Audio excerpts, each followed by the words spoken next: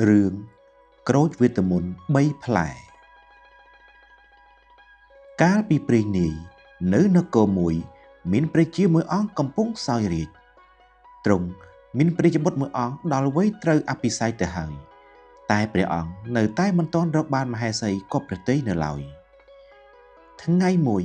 ព្រះរាជាក៏បានកោះអញ្ជើញបុត្រីនៃស្ដេចក្នុងនគរជិតខាងឲ្យមកចូលរួមយ៉ាងច្រើនកុះករក្នុងពិធីជប់លៀងមួយដើម្បីឲ្យព្រះជាបុត្រងាយស្រួលជ្រើសតាមបំណងតែក្នុងចំណោមក្សត្រីទាំងនោះគ្មានក្សត្រីអង្គណាធ្វើឲ្យព្រះជាបុត្រគប់ប្រទេសបានឡើយចប់ពិធីព្រះរាជបុត្រក៏ថ្វាយបង្គំលាព្រះបិតាធ្វើដំណើរផ្សងព្រេងរកគូប្រចាំជីវិតនៅទីផ្សេងទៀតមុនចេញដំណើរព្រះអង្គបានសន្យាថាបើព្រះអង្គរកមិនបានស្រីជាទីពេញចិត្តទេព្រះអង្គមិនព្រមចូលព្រះនគរវិញជាដាច់ខាតលុះសន្យារួចហើយទ្រង់ក៏យាងចេញដំណើរដោយមានសេះមួយក្បាលជាយានជំនិះលុះ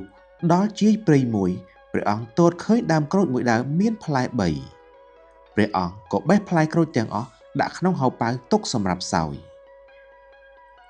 លុះចេញផុតពីទីនោះទៅព្រះអង្គត្រូវឆ្លងកាត់តំបន់មួយដែលជួបប្រទះនឹងភាពរាំងស្ងួតហួតហែងអស់រយៈពេលជាច្រើនឆ្នាំមកហើយនៅទីនោះអាកាសធាតុក្តៅហែងនៅលើដងផ្លូវវិញពោពេញទៅដោយធូលីដីហុយទ្រលោមមើលពីចម្ងាយទៅហាក់ដូចជាផ្សែងដែលផុសចេញពីព្រះធរណីដោយសារតែក្រុមប្រទេសនៃពួកឈ្មួញបរទៅកាន់ទីផ្សារក្នុងខណៈនោះព្រះរាជបុត្រទ្រង់ស្រែកទឹកខ្លាំងណាស់តែនៅទីនោះពុំមានស្ទឹងអូរឬប្រឡាយណាមួយសោះឡើយព្រះអង្គក៏បានសម្រេចព្រះទ័យត្រូវតែយកផ្លែក្រូចមកសោយដើម្បីផ្សើមបំពង់កតែនៅពេលដែលព្រះអង្គបកផ្លែក្រូចភ្លាមស្រាប់តែលេចចេញស្រីម្នាក់ដែលមានរូបស្រស់ល្អស្អាតនៅចំពោះព្រះភ័ក្ត្រព្រះអង្គដែលពីមុនព្រះអង្គពុំធ្លាប់បានឃើញសោះឡើយពេលនោះនាងបានសុំទឹកពីព្រះអង្គតែគួរឲ្យស្ដាយណាស់ដោយព្រះអង្គគ្មានទឹកសូម្បីតែមួយដំណក់ក៏គ្មានដែររំពេចនោះស្រាប់តែរូបនាងក៏រលាយបាត់ទៅព្រះអង្គមានការសោកស្ដាយជាខ្លាំងរួចក៏បន្តដំណើរទៅមុខទៀត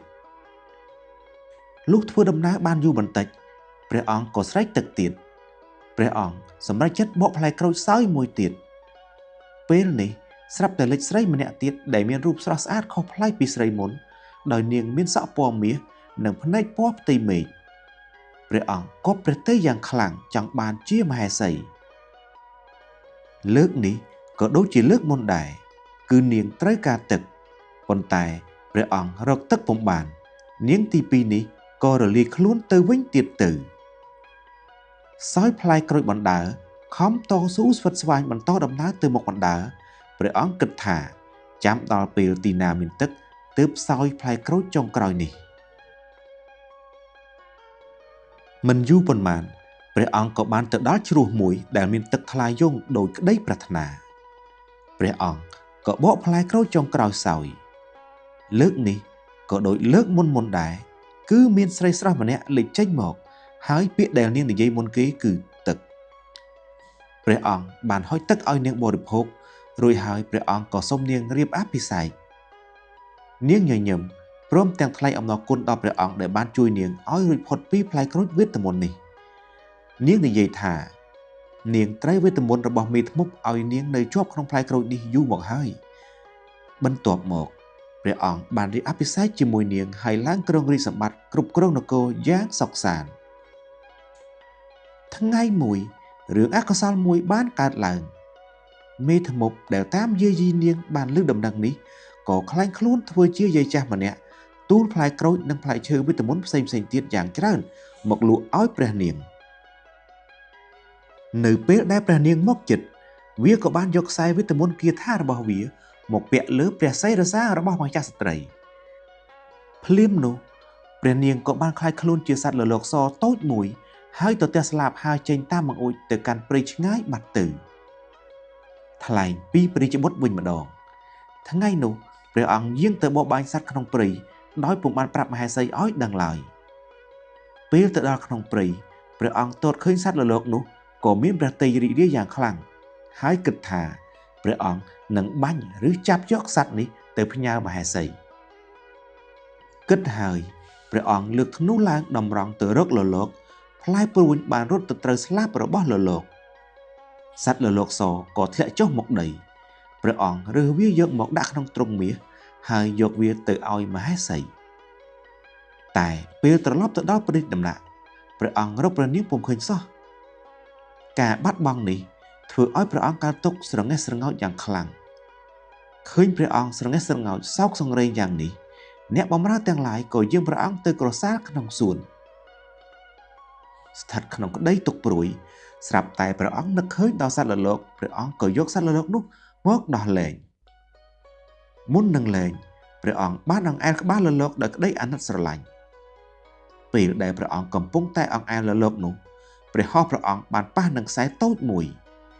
ព្រះអង្គក៏ប្រញាប់ប្រញាល់ស្រាយខ្សែនោះចេញស្រាប់តែលេចរូបរាងម្ចាស់ស្ត្រីនៅចំពីមុខព្រះភ័ក្ត្រព្រះអង្គក្រោយពីបានស្ដាប់ការរៀបរាប់របស់មហេសីរួចមកព្រះអង្គមានប្រតិយខឹងសម្បាយ៉ាងខ្លាំងព្រះអង្គទ្រង់បញ្ជាឲ្យអាមាត្យទៅចាប់មេធ្មប់នោះយកទៅសម្លាប់ចោលប៉ុន្តែដោយហេតុតែពៀតាមតន់មេធ្មប់នឹងផ្ទះរបស់វាត្រូវឆេះខ្លាចជាផ្សែងអស់រលីងដែលបណ្ដាលមកពីវាបានដុតភ្លើងយ៉ាងសន្ធោសន្ធៅដើម្បីស្លក្រមួនសិលរបស់វានៅក្នុងខ្ទមចាប់ពីថ្ងៃនោះមកព្រះអង្គនិងព្រះមហេសីរស់នៅយ៉ាងសុខក្សេមក្សាន្តប្រកបដោយសេចក្តីស្រឡាញ់ពីប្រជារាស្ត្រជារៀងរហូតតទៅ